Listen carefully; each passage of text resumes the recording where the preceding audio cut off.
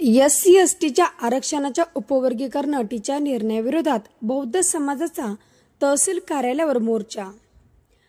SC/STच्या उपवर्गीकरण आणि क्रिमिनल अटीच्या खंडपीठाने दिलेला निर्णय तातडीने रद्द करावा या मागणीसाठी सकल बौद्ध समाजाच्या वतीने तहसील कार्यालयावर भव्य मोर्चा काढण्यात आला होता।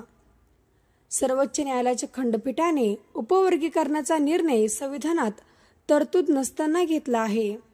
हा निर्णय SC/ST समूहातील वर्गाला आपसात विभागणी करून मोठ्या प्रमाणात वाद निर्माण करण्यास प्रवृत्त करणार आहे। तसेच SC उपवर्गीकरणाची मागणी या जातीने कधीच केली नसताना तो निर्णय पारित केला आहे। त्यामुळे हा निर्णय तत्काळ रद्द करावा या मागणीसाठी आज घनसावंगी तहसील कार्यालयावर सकल बौद्ध समाजाच्या वतीने या मोर्चाचे आयोजन करण्यात आले होते।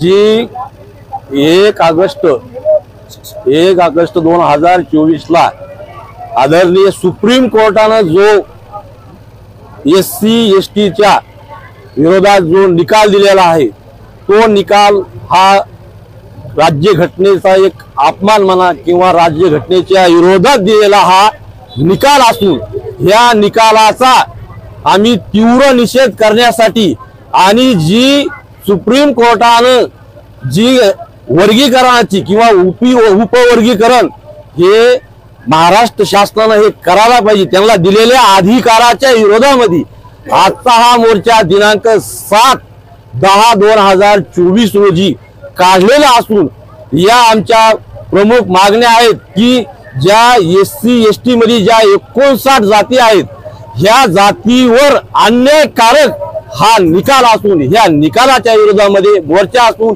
या निकालामध्ये जे उपवर्गीकरण दिलेलं आहे हे उपवर्गीकरण रद्द व्हावा ही आमच्या मोर्चाची प्रमुख मागणी आहे।